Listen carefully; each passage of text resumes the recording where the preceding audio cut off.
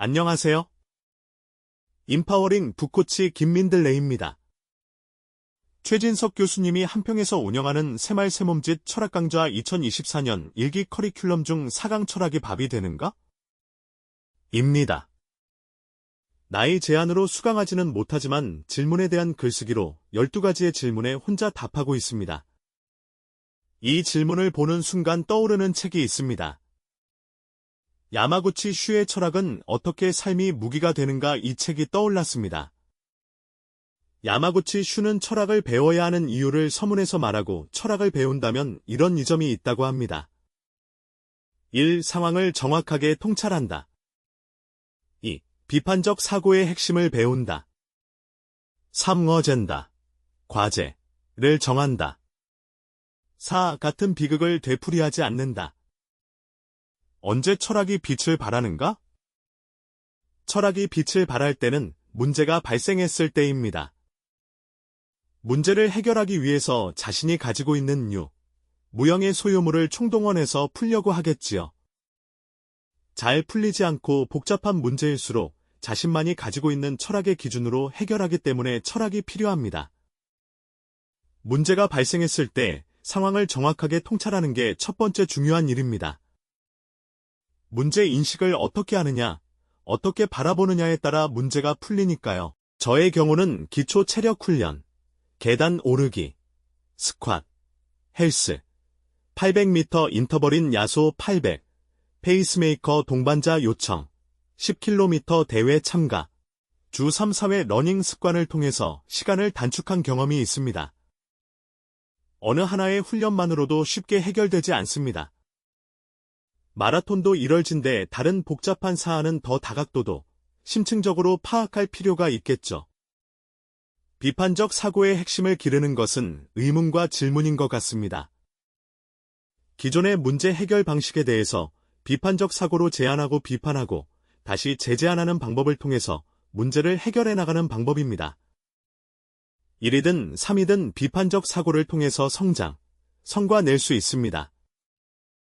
비판과 비난이 다른 점은 비난은 비난으로 끝나지만 비판은 다른 제안을 한다는 점입니다. 내가 비난을 하고 있는지, 비판을 하고 있는지 성찰할 필요가 있습니다. 내가 해결하고 싶은 과제, 목표가 없다면 열심히는 살되 성과가 작습니다. 내가 무엇을 해결하고 싶고 어떤 큰일을 하고 싶은지는 교양이 좌우한다고 합니다. 시간과 공간을 아우르는 지식과 그 지식을 확대하고 해결하고 싶은 문제는 교양에서 나온다는 것이죠. 저도 교양의 중요성에 대해서 다시 생각하게 됩니다. 같은 비극을 되풀이하지 않는 것은 철학이 있기 때문입니다. 반복되는 실패를 하는 이유가 뭘까요? 저도 반성이 되네요. 제가 반복해서 실패하는 일에 대해서 깊이 생각해 봐야겠어요. 우선순위에서 멀어져 있는 일인지, 마인드가 약했는지, 삶의 목표에서 멀어진 일인지 파악해야겠습니다. 어떤 철학이 부족해서인지도요? 철학이 많은 책으로 남겨져 있고 많은 교육기관에서 전하고 있지만 왜 전쟁은 일어나고 지구는 갈수록 살기 힘든 환경에 처하고 있을까요?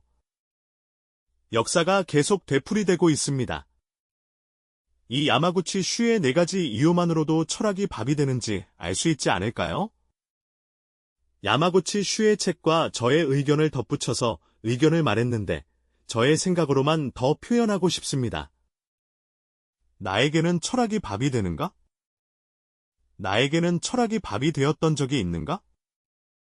철학에 따라 삶이 확연히 달라집니다. 개인에게는 삶의 사명, 미션이 있고 기업에게는 기업 가치, 기업 철학이 있고 국가에는 국가관이 있겠죠. 철학이 없는, 가치 기준이 없는 기업이 오래 존속할 수 있을까요? 문제가 생길 때마다 휘청휘청거릴 수밖에 없었을 것 같습니다. 스타벅스 회장은 인간 중심 경영 철학을 실천하려고 하며 하워드 슐츠는 사람들이 기업 가치를 공유하고 있다고 생각하면 그들은 브랜드에 충실한 고객으로 남을 것이다라고 말했습니다. 철학이 고객을 불러들이는 것이죠. 개인도 마찬가지입니다. 삶의 가치, 삶의 철학이 없는 사람들은 문제가 발생하면 어떻게 해야 할지 당황하고 주저앉아 버립니다. 그러나 삶의 철학이 있는 사람들은 긍정적인 자신의 철학에 맞게 다시 일어설 수 있는 힘, 믿음을 가지고 다시 일어서게 됩니다. 철학의 3대 질문입니다. 1. 은하는 누구인가? 2. 어떻게 살 것인가? 3. 어떻게 죽을 것인가? 청소년기 정체성 형성 시기에 해야 할 질문이지만 저는 40대 접어들면서 깊이 있게 생각하고 책도 찾아보고 강좌도 들어보며 질문에 맞는 답을 찾아보려고 애쓰고 있습니다. 항상 고민하고 수정하고 재설정하는 과정을 하고 있습니다. 최근에 있었던 발목 골절 수술로 많은 마음의 변화가 있었습니다. 두세 개월을 어떻게 보낼 것인가 하는 걱정이 있었습니다.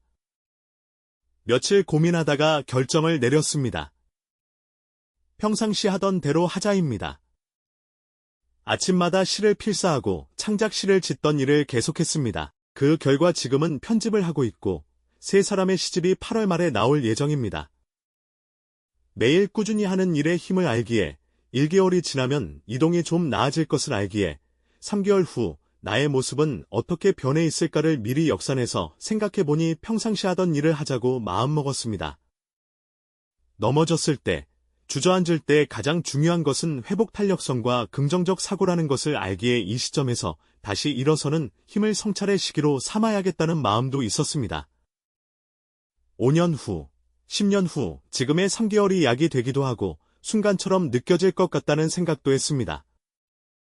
그렇게 따지면 실망할 일도 아니었죠. 평상시에 갖고 있었던 가치, 삶의 철학, 긍정적 사고가 나의 철학이었고 삶에서 고스란히 나온다는 생각을 하게 되더군요. 철학이 밥이 되냐고 자주 질문하기도 합니다. 철학이 밥이 되는 사람들은 자신의 일에서 성과를 내고 힘든 일이 있어도 꿋꿋하게 해나가는 사람들입니다. 그게 바로 밥이 되는 거죠. 경제적 부로 연결될 뿐만 아니라 정신적 버팀목이 되어주는 게 철학입니다.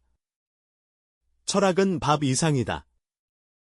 철학은 삶이다. 책을 읽고 독서 리뷰에 많은 시간이 필요한데 여러분의 좋아요, 구독, 댓글, 알림 설정은 큰 동기부여를 줍니다. 독서 리뷰에는 항상 실천 내용을 담으려고 합니다. 감사합니다.